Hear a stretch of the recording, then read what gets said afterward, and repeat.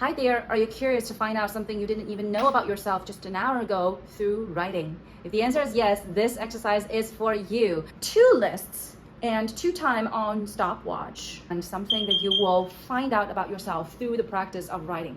These 2 lists are the joy lists and the sadness lists. Do not use a timer, time them. Just write nonstop, as best as you can, as quickly as you can, and keep the stopwatch. And then when you're done, compare the 2 lists, compare the 2 times, and compare what's actually in there. My name is I Ching, and I am a working playwright, screenwriter, and essayist, and I teach a practice called writing as attention. I also have a newsletter, Anti-Content, How to Write What's True. The link is in the comment section. Sign up for my free welcome newsletter series where you get 5 emails in 5 days about writing practices, exercises. That's the good stuff, so sign up. Back to this exercise. You will soon find out one of them will take longer and feels so much more difficult to write. That's the whole point for you to do this, not as a challenge, but as a way to explore yourself, a curiosity and compassion towards yourself. Pause the video here, come back when you're ready. I'll share mine. Let me know how it goes for you. Alrighty, we're back. These are my pages. 10 things that bring me joy. Dresses and skirts with pockets. Peach slices and peanut butter. Feet on wet grass. Stirring a pot of simmering lentil soup. A long lingering kiss. Finishing a crappy first draft.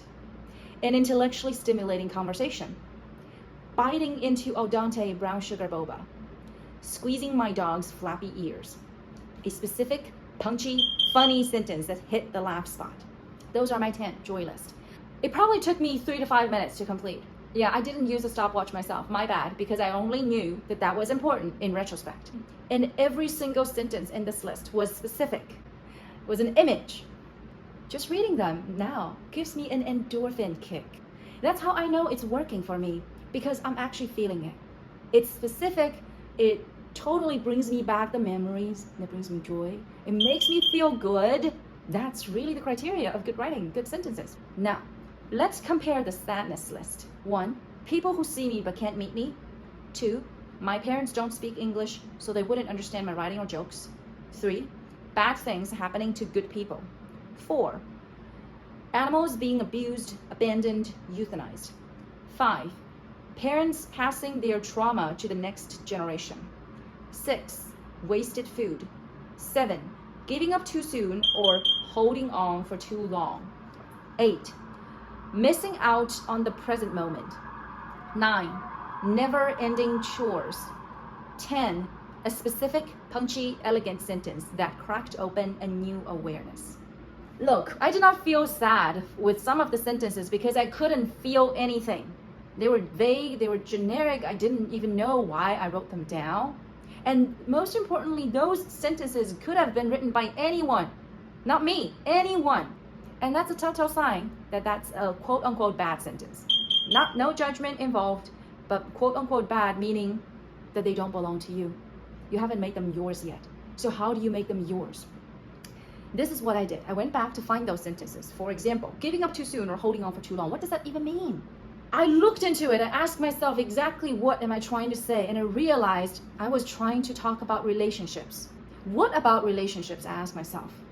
I reflected deeper and I realized I actually wanted to talk about a phase of my life where I scrolled down the contact list and realized I had more phone numbers from short-term dates, from dating apps, than actual friends. There you go, that made me sad. And that was the actual sadness list item, was that realization that I had more short-term flings than friends. I was avoiding it because I was not proud of it. It was a phase of my life and I was lonely and I didn't want to admit that I was lonely, but that was that. And that's why, because of the discomfort, I chose something vague to gloss over it, to mask it, and to tell me, oh, this is actually, no, I was avoiding the truth, right? For the same thing, missing out on the present moment. What does that mean?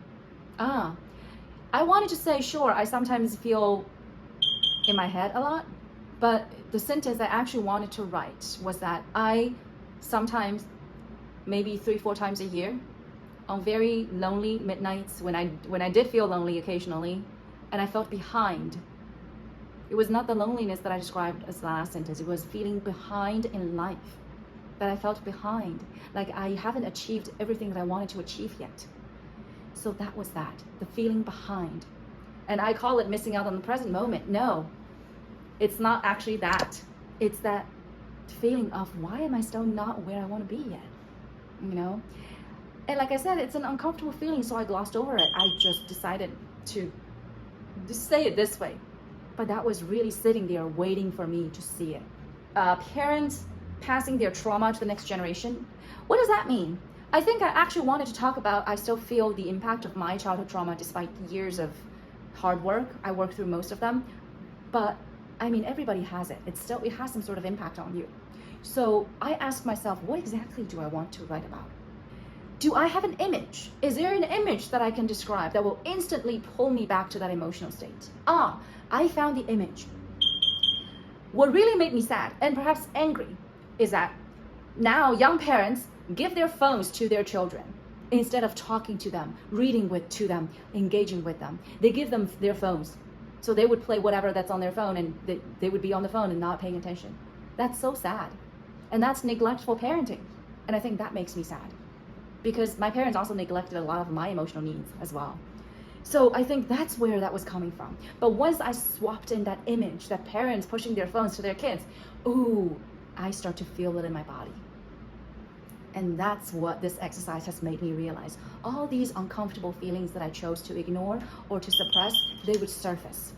And they surface, my instincts was to push them down again by not looking at them. But no, you cannot not look at them for long when you're writing, because your choices, your words force you to be honest. And this is about being honest. So tell me how this exercise has been going for you, and leave me a comment, or if you don't want people to see your comment, write to me. Subscribe to my letter series, newsletter, let me just call it that way. Link in the comment section, in the description as well. I read everything, I respond. So if you want to, get back to me from email, that's totally fine. And I really appreciate your time, taking the time watching this video, and let me know what you would like to hear more about next, be it writing, editing, suggest something. I take it very seriously, and thank you so much for watching again. I will see you very soon. I mean, next week. All right, have a great rest of your week. Bye.